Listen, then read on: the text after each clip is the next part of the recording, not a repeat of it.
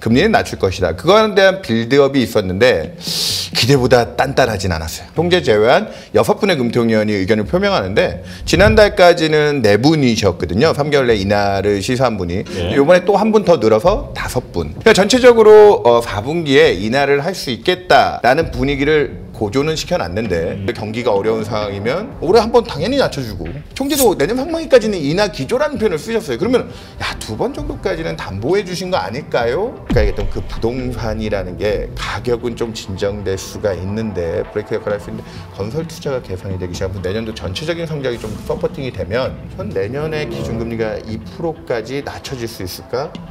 완화적인 스탠스는 유지해 줄 수 있지만 실제 액션을 하기에는 조금 부담스러울 수도 있겠다. 저희 하우스는 2.25에서 멈출 가능성을 이렇게 보고 있습니다. 그래요? 총재가 오늘 분명히 얘기한 건 금리 좀 낮춰서 정확하게 25bp에 0.06%의 성장률이 개선되는 개량적인 모델로 그렇게 된다고 했는데 그거 효과 주는 것보다 부동산 가격이 올라서 금융 쪽에 주는 부담이 아직은 훨씬 큰 것 같다.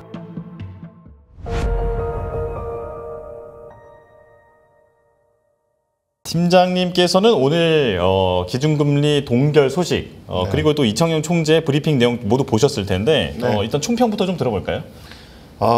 한마디로 얘기하면 요번은 동결을 했지만 10월 그러니까 즉 4분기에 올해 한 번은 낮춰줄 빌드업을 한 상황이긴 한데 시장에서 당연히 그럴 거라고 생각했어요. 여전히 올해 성장률이 1%가 채 되지 않는 전망치를 내놨기 때문에 0.9를 내놨죠. 그 이전에 0.8보다는 개선되긴 하지만 이 안 좋은 경기 여건 때문에 금리는 낮출 것이다. 그거에 대한 빌드업이 있었는데 기대보다 단단하진 않았어요.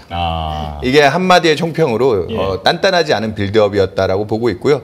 저는 10월에 인하할 수 있다고 봅니다. 오늘 한 분의 원래 비둘기이셔서 영향력이 강하진 않았지만 신성한 위원 같은 분이 인하의 소수 의견도 제시했고요. 분명이었죠? 예, 인하 소수 의견. 그래도 7월 달에 만장일치 동결이었던 거에 대비해서는 충분히 아까 얘기했던 빌드업 차원에서 인하 시그널링을 줬고 포워드 가이던스라고 3개월 이내 기준금리를 어떻게 적용하는 게 좋겠냐. 총재 제외한 6분의 금통위원이 의견을 표명하는데 지난달까지는 4분이셨거든요. 3개월 내 인하를 시사한 분이. 이번에 또 한 분 더 늘어서 5분. 그러니까 전체적으로 4분기에 인하를 할 수 있겠다라는 분위기를 고조는 시켜놨는데 그리고 올해 성장률은 0.8에서 0.9. 여전히 1% 미만하는 부진한 부분이지만 그건 좀 올렸는데 오늘 제일 하느니 발표한 것 중에 저는 의외였던 건 이 그림에도 제가 좀 간단하게 정리를 해놨는데 띄워주시죠. 네, 오늘 이 성장률 전망치가 작년부터 올해 성장률 전망이 드라마틱하게 떨어졌죠. 총재도 오늘 얘기했지만 많은 정치적인 혼란들을 겪으면서 우리나라 안에 계엄 정국도 있었고 바깥에 트럼프 정부의 이제 관세에 대한 우려, 불안 이런 것들이 투자에 상당히 또 저촉되는 요인이 있었고요. 그러다 보니까 이렇게 성장률 전망이 하향 조정되다가 이게 좀 올라오긴 했습니다. 그래서 좀 내수 중심으로 개선되는 방향, 정부가 추경을 비롯해서 확대 재정을 하고 있으니까 그런 거에 힘도 받고 있다 했는데 그거에 비해서 내년 성장률 전망을 조절하지 않았어요. 저는 사실 내년도도 좀 올해 못지않게 기대를 가져간다면 내년에도 분명히 정부가 지금 계속 확대 재정, 대규모 예산 편성을 예견하고 있기 때문에 내년도에도 1.1% 중반대, 1.6보다는 좀 높은 하는 총재가 계속 잠재 성장률을 하회한다는데 우리나라는 1% 후반대 정도잖아요. 저희는 한 기존에 봤던 한 1.8%까지 시장 컨센서스도 그 정도 형성되고 있거든요. 그 정도까지 올려주지 않을까 했는데 올리지 않았습니다. 그러면서 내년도까지는 경제에 대한 어려움이 좀 많이 유지될 것이다. 이거를 이제 저희들이 쓰는 용어로는 평균적인 잠재 성장률을 해야 GDP의 갭이 플러스 갭이 되면서 플러스 쪽으로 움직이면서 그 갭이 줄어야 되는데 지금 마이너스 상황이 굉장히 깊은데 내년 상반기까지는 이 어려움이 있어서 그래서 오늘도 통화정책에 문구가 박혀 있죠. 인하 기조, 추가 인하 시점과 속도에 대해서 고민하겠다. 이 단어가 계속 박혀있기 때문에 금리를 낮춰줄 거라는 기대는 유효합니다. 이것만 놓고 보면 분명히 오늘 금통위는 비둘기적이고 그리고 일부 기자가 아예 대놓고 질문했어요. 그러면 내년 상반기까지 내년도의 성장률이 이렇게 1% 중반 정도에 굉장히 부진하다고 하면 올해도 낮춰주시고 내년 상반기까지 추가 인하가 있어서 한 2번 정도는 장담할 수 있는 거 아닙니까? 이렇게 얘기했기 때문에 어떻게 보면은 지금 시장이 요 근래는 그래도 경기가 큰 틀에서 바닥치고 돌면 2번까지 인하를 할 수 있을까 기대가 조금 퇴색하고 있었는데 그게 좀 살아날 수도 있겠다 했는데 총재가 거기서 아까 단단하지 못한 네. 부동산 얘기를 오늘 굉장히 많이 하셨습니다. 네. 이것 때문에 못 내린다는 얘기였잖아요. 그러니까 이번에 동결한 이유도 사실 저도 제가 8월 달 들어오기 전까지만 해도 전 8월 인하 가능성도 꽤 높게 봤어요. 왜냐하면 경기 여건만 놓고 보면 지금 충분히 지금 나쁜 경기 여건에 먼저 대응을 해줘야 된다. 그래서 혹 이거보다 아래로 갔을 때 부담이 있다고 하면 먼저 빨리 대응해서 금리를 낮추고 오히려 다음 인하 시그널을 조금 더 안 주는 게 맞지 않겠냐 해서 제가 뭐 많이 인하할 거라고 속도감 있게 8월을 얘기한 게 아니라 지금 나쁜 경기 여건에 경기만 보고 한다면 이번 달에도 8월에도 인하하는 게 맞겠다라고 했는데 우리 5, 6월 달 정권 바뀔 때부터 불이 붙기 시작해서 결국은 6월 말에 이제 627 대책이었나요? 네. 그때 대규모로 대출 규제 들어오면서 부동산 브레이크를 걸었는데 그래 수도권 주담대 6억. 맞습니다. 예. 뭐 혹자들은 또 사다리 걸어서 책이라고 뭐 얘기도 하시고 그러고 있지만 덕분에 주간 단위로 0.4%까지 올라갔던 서울 아파트 가격이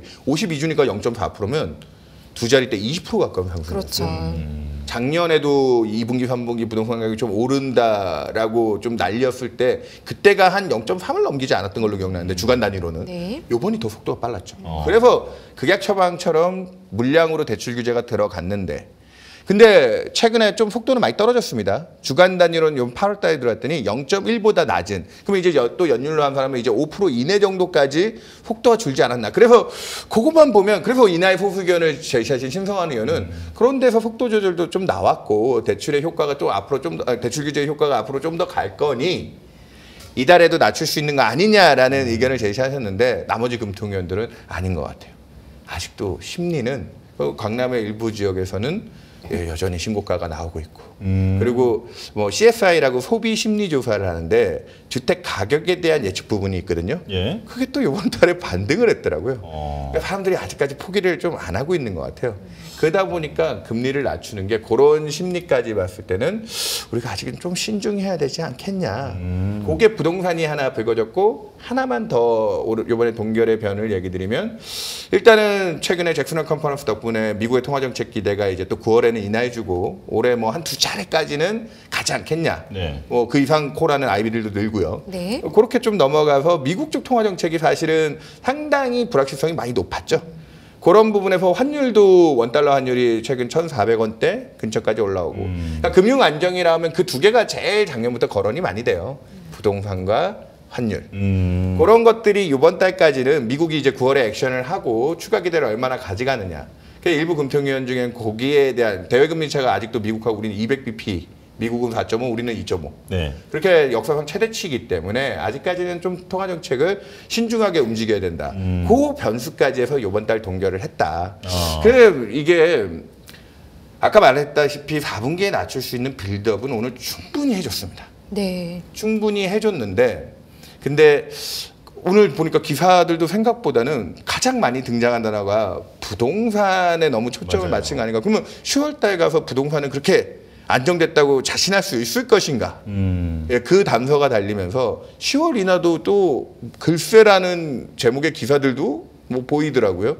근데 저는 오늘 정도 백그라운드고 그리고 대출 규제를 이 정도까지 하고 들어왔으면 미국 쪽 부담은 9월 달에 이제 확실히 확인이 될 거고 4분기에는 그래도 인하를 해줄 수 있는 배경 정도는 들어온 게 아닌가.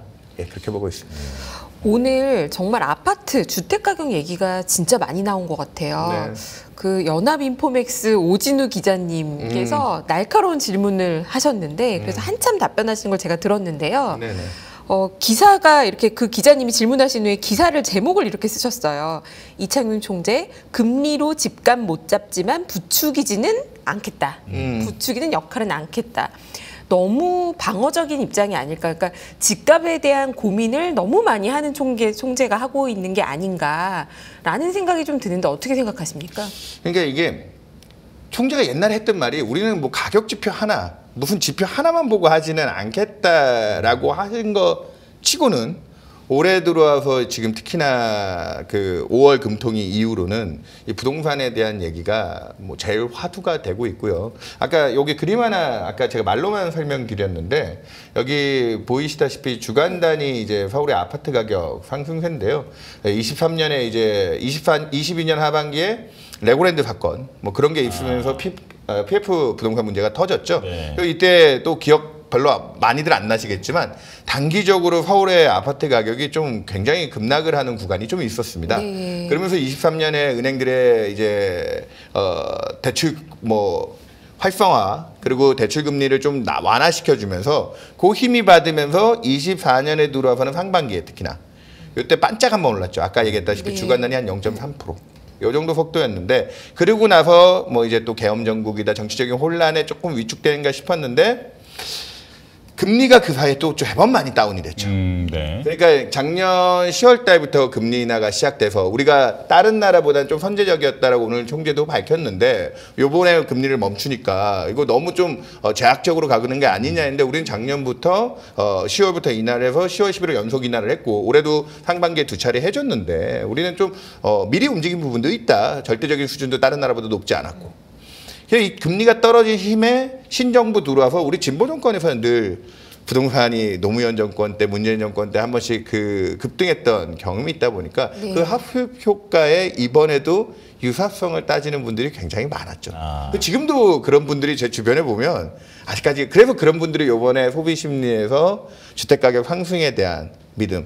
그리고 이 절대금리 수준, 그러니까 하는 총재는 이게 부담인 거예요. 여기 은행채 2년짜리가 은행들이 조달하는 금리대에서 대출의 제일 중요한 기준이 되는 은행채로 요즘에 대출 금리들도 산정을 꽤 많이 하잖아요. 이거보다 좀 짧은 금리긴 하지만 큰 2년짜리가 큰 방향성을 제시하는데 이게 뒤집어 놓은 겁니다. 그러니까 그동안 금리가 떨어져 오면서의 부동산 가격을 지지할 수 있는 힘. 근데 만약에 하는 이 금리 인하를 예측보다 좀 많이 가면 여기서 또 룸을 제공할 수 있는 거죠. 지금 물량으로 대출 규제는 해놨지만 그런 부분에서 하느니 조금은 좀 신중성을 보여줬다는 거고 마지막으로 아까 부동산 얘기를 너무 많이 하셨다고 했는데 저는 제가 요 앞에 섞었던 그 말 사람들이 과거의 그 경험이 되게 중요한 것 같아요.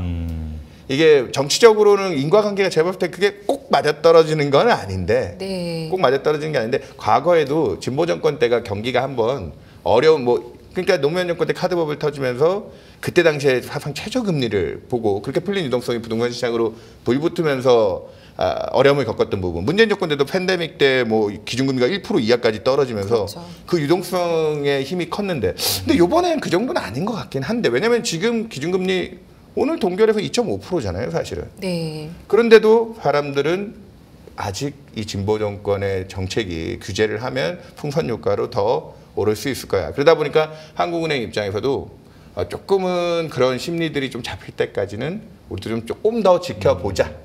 라는 쪽에서 자꾸 얘기를 하시는 것 같아요. 딴 때 대출 규제를 이 정도 했을 때 부동산 가격이 안정화되는 것 대비 요번이 좀 덜하다라는 표현도 쓰시더라고요. 네. 근데 이제 기자분도 네. 질문을 하셨지만 이 주택 가격이 전국적으로 다 좋은 것도 아니고 맞습니다. 올해 건설 투자는 전년 동기 대비해서 8%대 감소라고 오늘 설명을 하시더라고요. 맞아요. 이 정도까지 나쁘다고 생각하지 않았는데 더 나쁘다. 맞아요. 그리고 6월 달, 5월 달부터 더 나죠. 바로 좋아지는지도 솔직히 잘 모르겠다는 식으로 얘기를 해서 한국 경제 성장률을 매우 많이 깎아먹은 게 건설 투자라고 했는데 네네. 그런 상태에서 이거를 이렇게 나가면 결국 건설 투자 감소는 내수의 부진으로 이어지지 않습니까? 맞아요. 어떤 기자분이 특정 지역의 아파트, 특히 서울 아파트로 너무 이렇게 판단하시는 거 아닙니까? 이런 질문도 하던데 서울 아파트 가격이 잡히지 않으면 한은은 계속 이렇게 주저주저 할 수밖에 없을까요? 그러니까 오늘 총재도 그러니까 아까 결국은 또 중간에 했던 발언들 중에 두 가지가 있습니다. 예. 방금 하셨던 그 지적 그대로 부동산 가격이 떨어지지 않는 상황에서도 다른 지역 경기가 위축되거나 총재가 아주 극단적인 상황에서 다른 지역은 전혀 안 오르는데 강남 부동산만 막 오른다고 하면 그건 통화정책의 제약 요인은 아니지만 서울 내에서도 최근에 뭐 마용성이다 아니면 다른 지역의 풍선 효과들도 좀 있었고 그러다 보니까 그 번지는 부분을 아직 정책하고 6.27 대책이 나온 지 한 분기가 안 지났잖아요 아직은. 그러다 보니까 보통 하느니 과거에도 아까 그 진보 정권 때 긴축적인 정책을 했는데 그때 조금 잡혔겠거니 하면서 멈춰주니까 시장이 또 역습이 그렇게 또 다시 재반등들이 나왔던 부분의 경험들이 있다 보니까 그렇게 쉽게 풀어주지 못한다. 최소 3개월은 봐야 된다. 대책이 나오고. 그래서 이번 금통위까지는 그 법칙에 조금 신중성이 있었다라는 쪽으로 보고 있고요. 건설 투자 얘기를 잘 하셨는데 지금 여기 아까 이거 그림의 오른쪽 그림 연결해서 봐주시면 네. 여기 나와 있는 게 이제 건설의 분양 물량 기준을 놓고 보면 진짜 처참하게 무너졌었죠. 예. 이것도 이제 이 선행지표를 놓고 무너지고 요게 이제 바닥을 통과하는 구간이에요, 사실은. 바닥을 통과하면서 어느 정도 좀 올라와야 되는 이제 이런 기성들도 조금 올라올 거다 해서 한은도 5월 달에 수정경제 전망 할 때는 아까 얘기했던 지금 8% 위축되는 것보다는 낮은 6%대.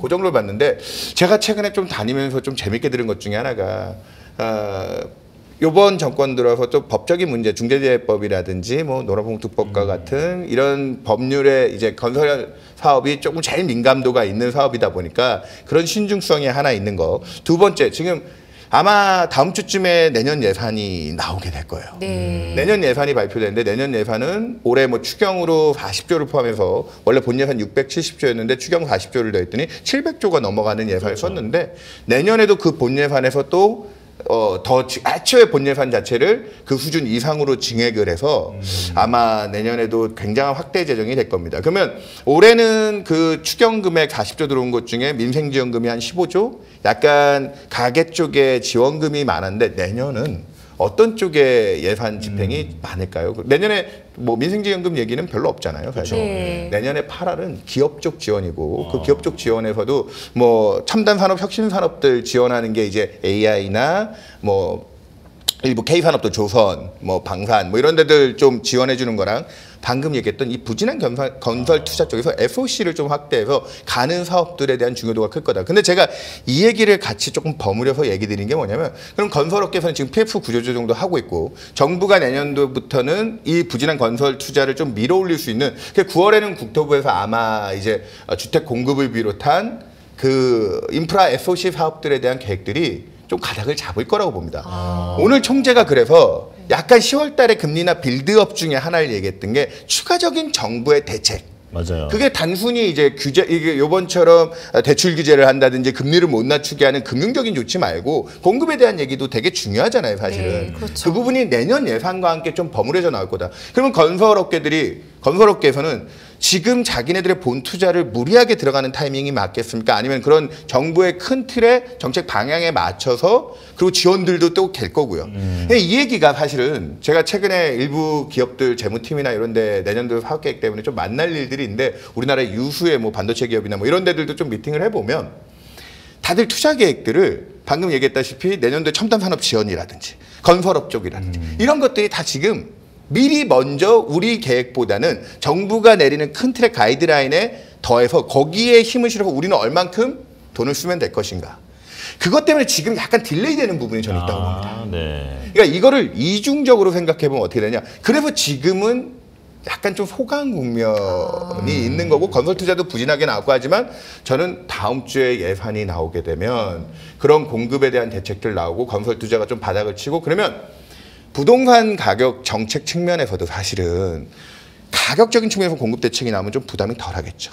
그러면은 이제 그거는 단기적으로는 금리를 낮출 수 있는 백그라운드가 되는데 또 큰 틀로 보면은 아까 올해 가장 성장률 둔화를 제일 많이 잡았던 요인이 내년에는 개선되는 방향이 될 수 있다는 거죠. 저는 그래서 오늘 하느니 1.6%의 성장 지난 5월 달에 제시했던 거 잠재 성장률 우리가 그래도 2%는 지금 되느냐 마느냐 그래도 1%만 돼야 되는데 그거보다 부진해서 상당히 좀 어렵다라고 보고 있는 상황인데 그거를 그대로 유지한 거에서는 잘하면 이거 내년 예산들이 이제 발표되고 11월 달에 한국은행이 다시 경제 전망을 할 때 오늘 걱정했던 것 중에 트럼프 관세 때문에 수출이 좀 둔화될 수 있어요. 그 하방 리스크가 있어요. 걱정하시지만 그 재정 정책과 내수 쪽에서는 조금 더 업사이드 리스크들이 생겨서 저는 그래서 10월에 인하하고 내년 상반기까지 하느니 아직까지는 어려운 경기 여건에 이 인하 기조라는 표현 아까 얘기했던 완화 스탠스를 좀 더 유지는 하겠지만 실제 액션을 할 수 있을 정도의 환경일까? 시장은 지금 기준금리 2%까지 아까 그 오진우 기자님이 이렇게 GDP 갭 마이너스의 경기가 어려운 상황이면 올해 한번 당연히 낮춰주고 내년 상반기까지도 인하 기조. 총재도 내년 상반기까지는 인하 기조라는 표현을 쓰셨어요. 그러면 야, 2번 정도까지는 담보해 주신 거 아닐까요? 라고 했는데 오늘 채권 시장의 반응이나 이런 거 보면 아까 얘기했던 그 부동산이라는 게 가격은 좀 진정될 수가 있는데 브레이크 역할을 할 수 있는데 건설 투자가 개선이 되기 시작하면서 내년도 전체적인 성장이 좀 서포팅이 되면 전 내년에 기준금리가 2%까지 낮춰질 수 있을까? 저는 조금 거기에는 예. 그래서 저희 하우스비는 올해 한번 낮추고 10월 달에 인하하면서 하느니 이제 그 다음 인하는 없어. 그러지는 않을 겁니다. 내년 상반기까지 우리나라 잠재 성장률에 부합하지 못하는 어려운 경기 여건에 완화적인 스탠스는 유지해 줄 수 있지만 실제 액션을 하기에는 조금 부담스러울 수도 있겠다. 네. 그래서 저는 그래서 아까 단단하지 못한 빌드업이라고 했던 게 한은도 그래서 그러니까 그런 질문이 들어왔을 때 총재가 뭐 확답을 해줄 수는 없지만 생각보다 부동산 얘기를 많이 하면서 지금 동결의 빌미도 있고 내년까지 그 부동산이 지금은 부동산 가격으로 인하를 못하는 요인이지만 내년에는 전체적인 건설 업황이나 우리나라 경기 여건들이 지금 우리가 이번에 보수적으로 1.6% 내놓은 것보다 상향 조정이 될 수 있는 룸이 생긴다면 물론 거기에는 트럼프의 관세 추격이나 이런 거 다 극복하고 또 가야 될 제약도 있습니다. 그렇게 된다면 금리는 내생 변수라고 제가 늘 얘기 드리거든요. 우리나라 국민한테 더 중요하죠. 우리나라 한국은행의 금리는. 저는 저희 하우스는 2.25에서 멈출 가능성을 좀 이렇게 보고 있습니다. 그래요? 오랜만에 굉장히 매파적인 전망이시네요. 저는 이렇게 의견을 낸 지는 좀 됐고요. 아니 그래도 10월에 인하하고 내년에는 그럼 멈춰서 그냥 간다라는 전망이신데 네네. 그래도 내년에 제가 알기로는 오늘 이제 증권사 보고서 저도 조금 훑어보고 나왔는데 네. 올해 한 번 내년에 2번 전망이 꽤 많이 보이더라고요. 뭐 1%대까지 콜을 하시는 분들이 일부, 네, 일부 왜냐면, 있죠. 네, 일부 있긴 한데 그쪽 제가 뭐 엣지비일 수도 있지만 그렇게 1%대 콜도 총재가 사실 지난 7월 금토기 때도 1%까지 금리 인하에 대해서는 상당히 좀 부정적으로 얘기를 하시면서 지난 7월에 만장일치였는데 그때보다 경기에 대한 리스크는 뭐 불확실성은 여전히 높아도 위쪽으로 좀 생긴 거고요. 네. 그래서 저는 그 기조가 바뀌지는 않았다. 그리고 저희가 추정하고 있는 중립금리라고 하는 장기적인 성장과 물가 추세를 놓고 봐도 저희는 원래는 그게 하는 추정으로도 한 2% 중반대 정도 내외였다. 그게 좀 다운됐지만 2% 초반대 한 2.25 정도를 저희는 중심으로 보고 있거든요.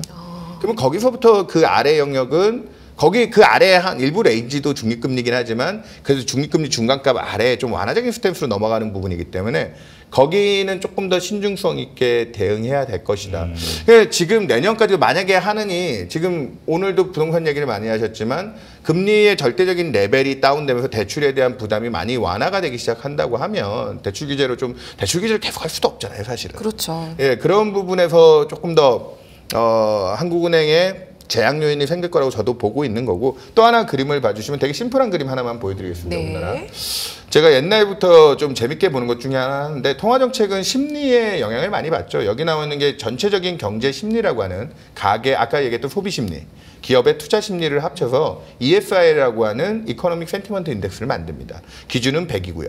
근데 재밌는 게 이 경제 심리가 좋을 때는 통화정책이 보통 영향을 미치는 제일 핵심 구간이 6개월이라고 하니까 6개월 전 대비 이쪽으로 가면 금리를 올린 거고요.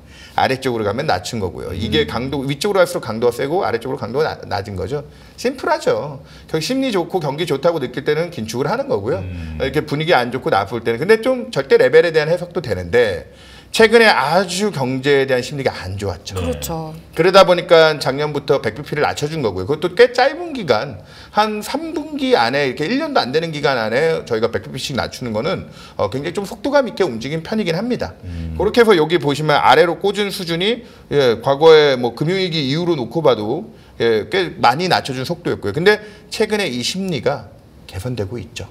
근데 이 심리 개선시키는 건 분명히 금리를 좀 낮춰준 힘도 있고요.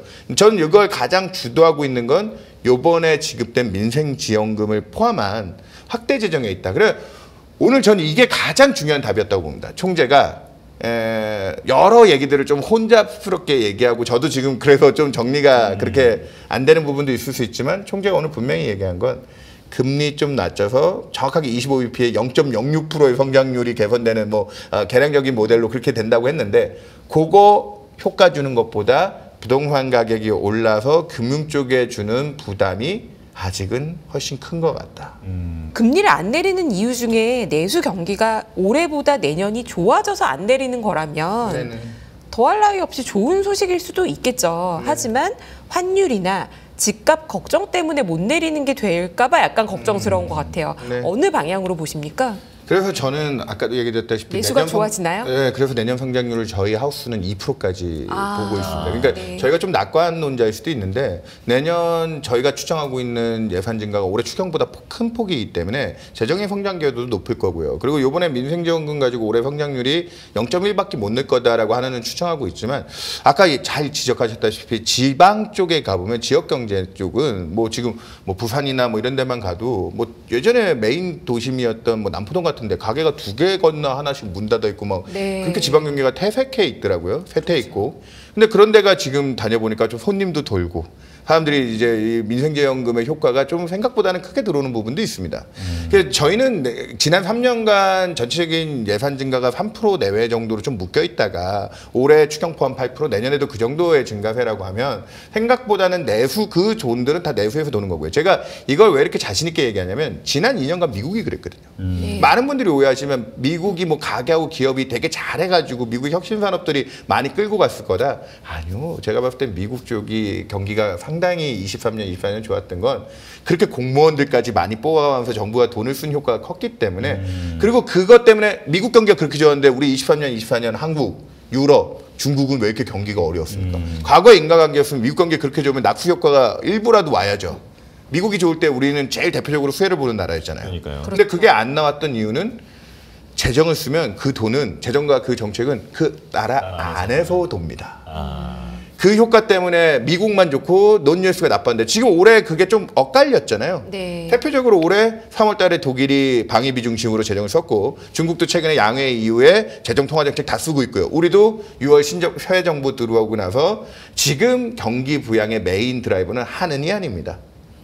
그리고 직접적인 효과도 재정이 통화 정책보다는 훨씬 크고 직접적입니다. 예. 그런 측면에서 저는 내년도에 금리 인하에 대한 그 필요성, 그래서 통화 정책의 중요도가 경기 쪽보다는 그 재정까지 부스팅돼서 그래서 전 11월 달에 만약에 11월 달에도 하느니 내년 성장률 1.6으로 내면 저도 그러면 내년 상반기에 한 번 정도 더 낮출 수 있는 룸을 보겠습니다. 아니 그 정도의 리스크가 있다고 봐야죠. 네. 근데 저는 총재가 오늘 분명히 얘기했는데 오늘 그 내년 성장 전망에는 중기적으로 보고 있는 작년에 발표했던 재정 계획을 기준 하에 왜냐하면 아직 정부 예산안이 발표가 안 됐으니까 그렇죠. 그렇게 해서 내년도 성장을 추정했다고 하니까 다음 주에 나오는 정부의 그 재정에 대한 기여도를 보면 11월 달까지 한은의 경제 전망 위쪽과 아래쪽 리스크가 어디가 크냐 저는 위쪽 리스크가 좀 더 있다. 그 기준 하에 저는 코스피가 더 좋은 것 같습니다. 되게 반가운 말씀이세요. 그러니까요. 이거는 소폭이기는 해도 어쨌거나 내년도 한국의 경제 성장률은 업사이드가 생기고 있다라는 측면은 긍정적인데요. 네. 그렇다면 우리가 금리를 안 내리는 구간에서 미국이 우리보다 더 많이 내려주면 환율 부담도 좀 없어지게 되지 않습니까? 맞습니다. 미국 얘기를 좀 해보면 좋을 것 같은데요. 네. 미국은 우리보다 많이 내리게 될까요?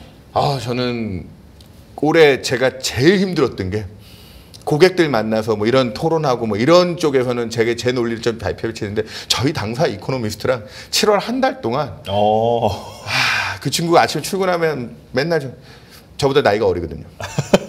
형 내가 딴지 걸어서 미안한데 지금 이 관세 충격이면 우리가 원래 하반기 전망에 예상했던 미국이 올해 하반기 9월부터 인하해서 내리 3번을 인하한다는 그 전망을 안 될 것 같아. 네. 7월 FOMC까지 봤어요. 근데 그때까지 파월 의장이 경고했죠. 완고했죠. 네, 완고했죠. 네. 7월 FOMC까지. 그러면서 저희 이콘이 9월에도 힘들 것 같아.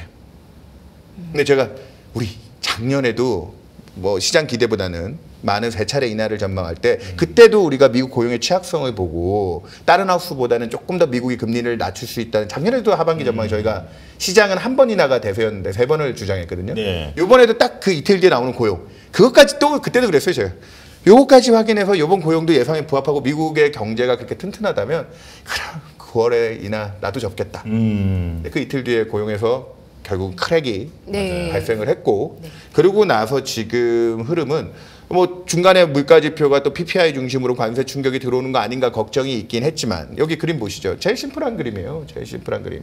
시장의 컨센서스조차도 이게 성장률, 올해와 내년의 성장률 전망이 그래도 미국은 2% 내외가 균형인데 1% 중반대까지 침체는 아니죠. 그래서 전체적인 경제 탄력은 빠진다. 근데 물가, 그것도 제일 중요하게 보는 근원 물가, PCE 기준으로 내년까지 2% 후반대 중반을 넘어서 후반대까지 올해 이렇게 물가에 대한 부담이 잡혀 있다. 경기를 보면 낮춰줘야 되는데 물가에 대한 부담은 금리를 못 낮추게 하는. 저희 이코는 이쪽을 보고 있고 저는 이거를 보고 있고 지난 한 달간 그렇게 밀당을 해서 내린 결론은 올해 2번이나 했다. 네. 그래서 이번 잭슨 컨퍼런스 딱 보고 저희 이콘이 PPI에 대한 부담까지 확인하면서도 파월 의장도 이전엔 물가의 중요도를 제일 높게 봤지만 이번에 고용 지표가 흔들리는 과정에서 경기에 대한 리스크도 좀 더 녹여야 되겠구나. 그리고 저희 이콘도 설득이 돼서 9월에 인하를 실시하고 10월까지 연속 인하는 좀 더 물가에 대한 저항이 있어서 좀 지켜봅시다. 8월 초에 우리 또 이제 그 문제 고용 지표를 봐야 되잖아요.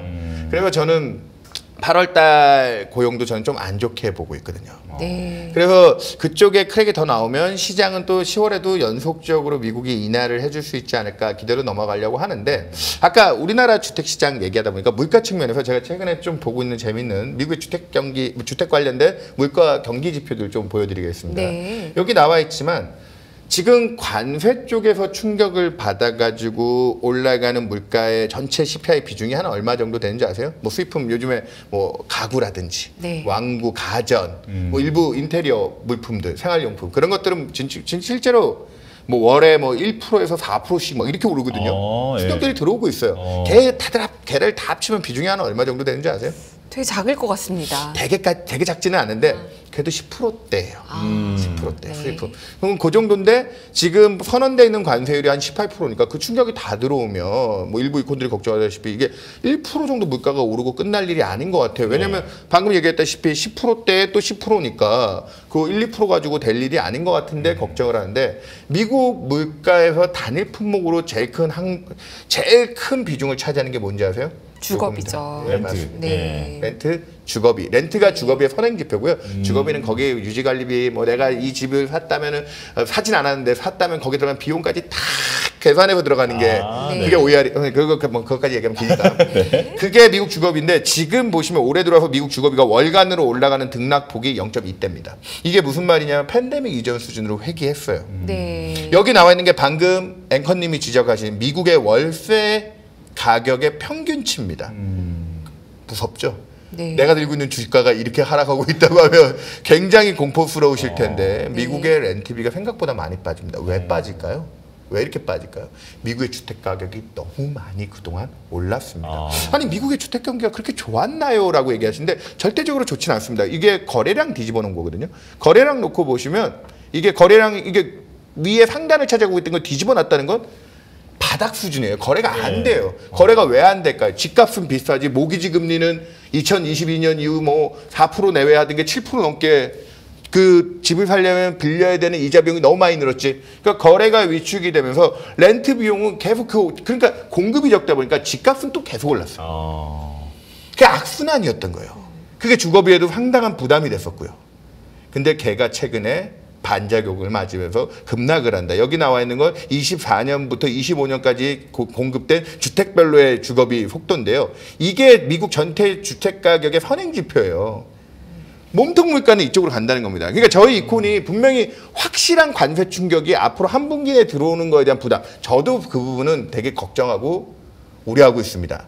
하지만 이런 정도 몸통 물가에서 그걸 상쇄시킬 수 있는 힘이 또 지켜봐야 될 부분이 아닌가. 그리고 여기서 또 재밌는 데이터 하나 보여드리면 요 왼쪽 그림 요거를 봐주시면 팬데믹 때 집을 살려는 사람이 많았겠습니까? 팔려는 사람이 많았겠습니까? 앵커님 팬데믹 때 집에 계속 계셨죠? 네. 그때는 우리 못 돌아다녔잖아요. 맞아요. 네. 그래서 집을 그러면은 살려는 사람이 많았겠죠. 집에 돈도 많이 썼고요 그때. 매수자가 이 정도였고 매도자가 이 정도였습니다. 네. 근데 제가 방금 거래가 안 되고 집값이 그동안 올랐던 가장 큰 이유 중에 하나가 이 정책이 금리가 올라가면서 모기지 부담 이런 게 생기고 최근에는 어떻게 됩니까? 이게 역으로. 집을 살려는 사람은 한 번 레벨 다운이 되고 회복이 안 되는데 집값은 비싸다고 얘기 드렸죠. 그리고 여러 가지로 유지 관리비 많이 들죠. 팔려는 사람이 훨씬 많아지고 있어요. 매도가. 고금리에 대한 부담도 스트레스도 쌓여 있고요. 이 누적된 게 최근에 여기 나와 있는 이 기존 주택 내에서 팬데믹 이후 이 재고량이거든요. 거래는 아까 말했다시피 바닥 수준이고요. 재고는 계속 쌓여서 이제 집값은 떨어진다. 케이스 실러 지수가 이제 조금 더 민감도가 있지만 중간에 한번 금리 인상 초입 국면에 2023년에 그때 잠깐 위축됐던 부분도 있지만 전체 미국 주택협회 주택 가격은 이때도 마이너스까지 가지는 않았거든요. 근데 걔가 지금 그때 수준보다 더 낮은 전반적인 가격들이 탄력이 빠지고 있습니다. 저는 이 얘기를 가지고 드리고 싶은 얘기 중에 하나가 아까 미국이 올해와 내년에 침체를 걱정하는 수준은 아니지만 지난 2년간 생각보다 재정정책 주도하에 공급된 유동성의 힘으로 집값도 좀 버텨왔는데 이제는 그러지 않는다는 거죠. 이 고금리에 대한 부담들이 이 모기지 금리가 올라오고 이런 거에 대한 부담들이 주택 매도자가 더 많아지는 매수자보다 재고가 쌓이고 있고요. 그러면 집값 떨어지죠. 그러면 아까 얘기했던 월세 렌트비들은 나중에 개선되는 방향이 될 수 있겠지만 전체적으로 경제에 대한 회복과 탄력은 물가에 대한 몸통에 대한 부분은 식어가는 방향이 맞다. 파월 의장이 이번 잭슨홀에서 딴 것보다 물가에 대해서는 그거 하나 인정해 줬습니다. 관세 충격은 일시적일 거라고 아직 우리는 믿는다. 네. 트럼프가 더 이상한 짓을 하지 않는다고 하면. 그래서 여기에 따르는 미국의 제일 아까 얘기했던 CPI의 40%, PC의 20%를 차지하는 주거비의 이 안정 기조는 저는 8월 미국 남은 기간도 오르긴 할 겁니다. 미국 물가가. 근데 예상을 뭐 굉장히 상회하면서 작년 여름처럼 뭐 물가가 끈적거려서 뭐 걱정하는 그런 수준보다는 저는 좀 상쇄할 수도 있다. 여기에 마지막으로 미국 얘기 하나만 더 하고 끝내면 우리가 가장 보고 있는 게 이건 예전에 와서도 문홍철 팀장하고 제가 방송 자주 같이 하잖아요. 네. 그때도 늘 얘기했던 부분 중에 하나가 이번 9월 9일 날 의회에서 그때 문 팀장하고 다 얘기했는데 속보성 있게 원래 내년 1월에 나와야 될 미국의 연단위 실사해가지고 나오는 고용지표 QCW가 9월 그 둘째 주에 나옵니다. 네. 근데 이게 실제 논팜하고의 차이를 놓고 보시면 팬데믹 이후에 예상보다는 논팜의 정확도가 좀 많이 떨어지고 있고 이거는 정말 95%의 월급 명세를 다 까가지고 그래서 1년이 걸리는 거예요. 근데 그거를 좀 의회에서 너무 오래 걸리니까 사전적으로 좀 정보를 좀 먼저 보고해봐라. 중간 보고해라. 라는 게 9월 9일인데 네. 작년에 82만 개 날라갔는데 일부 아이비들 추정으로 올해 이거보다 더 많은 90만 개대가 벌써 이미 날라갔을 것이다. 많이 안 그러면 좋을 수 있다. 관세에 의한 물가 상승 우려보다는 오히려 주거비 하락 그리고 이 실업률 이런 것 때문에 금리를 내려야 되는 여건이 훨씬 강해지고 있다. 이렇게 해석할 수 있는 건가요? 그래서 저는 저희 이콘하고 그렇게 한 달 동안 밀당하면서 두 번으로 합의하고 왔지만 저희 이콘은 내심으로는 이러다가 연말에도 못할 수 있어라고 그 친구는 생각하고 있고 저는 내심 이렇게 해서 9월 초에 8월 고용까지도 부담이 확인이 되면 10월에 연속으로 낮춰야 될 수 있어 기대로 넘어갈 수도 있겠다. 그러면 이게 전체적으로 미국 경제에 대한 부담으로 해석될 거냐? 아니면 뭐 미국 경제가 1%대 성장만 유지한다고 하면 리세션 콜은 아닐 거고요. 지금 리퀴디티 그래서 이번에 7월 고용이 나쁘게 나온 그 당일은 미국 주가가 빠졌지만 그 다음 주부터 시장이 반등하기 시작할 때는 그러면 연준이 떡을 줄 거야. 근데 사실 이 질문은 오히려 문홍철 팀장님한테 드려야 될 것 같은 사파의 인문학 질문이긴 한데 네. 지금 파월을 트럼프가 너무 강하게 압박하면서 어차피 내년 1월이면 다른 사람 구할 거고 5월까지밖에 임기가 안 남았는데 파월이 소신을 지켜서 안 내릴 거다라는 의견도 있었거든요. 일부는. 근데 이번에 잭슨홀에서 파월이 거의 항복 선언 수준 아니었습니까? 네, 생각보다 더 무시했죠. 그 사이에 지표가 뭐 그렇게 바뀌었다고 보긴 어려울 것 같은데 정치적인 상황이 지금 이런 의사결정을 불러온다라는 그런 생각을 할 수는 없는 걸까요? 아니요, 있죠. 그 부분에서 7월에 8월 첫 주 7월 고용지표 나오기 전에 골드만삭스가 올해 원래 연말 한 차례 인하였는데 세 차례 인하로 바꾼 가장 결정적인 게 뭐 스티브 미란 마이런이라고도 하는데 그 스티브 미란 백악관 그 경제보좌관이 연준 이사로 지명됐을 때 네. 다각적으로 정치적으로 압박이 들어오기 때문에 생각보다 올해 연내에도 인하에 대한 푸시가 있을 거다. 제가 아까 주택시장 여건들 얘기하면서 트럼프가 지난주부터 그 데이터들 기반하에 연준이 미국 주택시장을 망가뜨리고 있다라고 엄청나게 지금 트위터나 그러니까 X나 그런 언론 플레이를 하기 시작했고 그거와 연계돼서 야 봐라 여기서 부동산 대출 가지고 사기를 친 연준 이사도 있네. 하면서 지금 연준의 쿡 이사의 리사 쿡 이사를 쿡 이사를 지금 해임하겠다라고 하는 그 압박까지 들어오는데 파월 의장 본인에 대한 공격은 아니었겠지만 전체 연준의 그 이사진들에 대한 구성이나 그런 것들에 대한 이런 공격은 트럼프 대통령, 파월 의장으로 하여금 물가에 대한 리스크가 존재하지만 반대쪽의 리스크를 커버하지 못했을 때 더 큰 비난과 그래서 누구는 이번 파월이 진짜 정치적으로 리스크들을 미리 약을 쳐서 그거보다 방어가 됐을 때 자기가 할 말이 생긴다고 해서 이번 잭슨 홀은 그러니까 그 2보 전진을 위한 1보 후퇴였다고 해석하는 분도 있습니다. 이번 잭슨 홀은. 그래서 잭슨 홀을 그 확인했던 토요일 아침에 시장의 환호와 그 다음 주 월화에는 또 막무가내로 그렇게 내리지는 못할 거야라고 시장이 또 균형을 잡는 부분이 그런 부분이 있고 제가 그림 마지막으로 하나 보여드리고 얘기 끝내면 저는 요걸 믿습니다. 요 그림을. 저번에도 와서 보여드렸던 그림에 그것도 그냥 신규가 아니라 계속 받는 분들. 이게 중요하다. 근데 작년에 저희가 고용지표의 크랙이 이거였거든요. 실제로 그래서 실업률이 오르면서 샤메 법칙 이런 것들이 작동했는데 올해가 작년보다 지금 최근 수치까지 올라온 기울기 보면 8월 고용도 안 좋을 것 같습니다. 그러니까 파월 의장이 이런 리스크에 자기가 휘둘리지 않으려면 그래 미리 이 부분에 대한 부분을 조금 속된 표현으로 약을 쳤다 이번 잭슨 홀 때. 그럼 마지막으로 요거 하나만 여쭤볼게요. 연준의 장악 시도, 그러니까 트럼프의 연준 장악 시도라고 언론을 많이 쓰고 있는데 그걸 포함해서 그리고 앞서서 말씀해주셨던 모든 뷰를 다 종합해서 보면 내년 최소 상반기까지의 전망은 어떻게 보십니까? 그러니까 우리나라는 이번에 4분기 한 번 하면 내년에 금리 인하가 없어요? 그렇게까지 보수적으로 얘기했는데 근데 미국은 반대로 올해 2번 저는 내심 10월 연속이나 기대까지 불거지면 올해 3차례까지도 가능성을 열어두고요. 내년 상반기까지 얘기하셨잖아요. 저는 내년에도 분기에 한 번 꼴의 인하들은 계속 좀 추진이 될 가능성이 있겠다.